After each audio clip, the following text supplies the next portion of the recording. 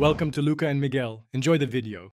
You'll start by trimming hair to about 3 to 5 millimeters so the cream sits on hair, not skin. Once done, perform a 24-hour patch test on the inner thigh. That tells you whether you're sensitive.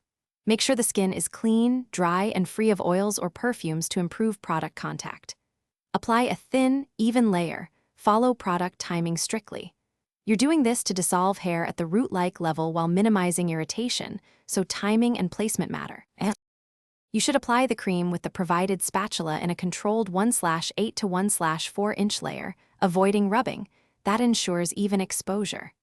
After the initial recommended minimum time, test a small area with the spatula. If hair comes away easily, you're ready to rinse. If not, wait only up to the maximum time listed. Overexposure increases burn risk. When rinsing, use lukewarm water and gentle pressure.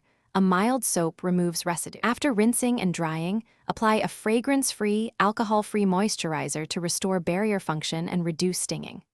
Once done, wear loose clothing and avoid hot baths, saunas, or exercise for 24 hours to minimize irritation and friction. If you notice mild redness, cool compresses and aloe vera help. If you get intense burning, blistering, or spreading rash, stop use, rinse thoroughly with water, and seek medical help.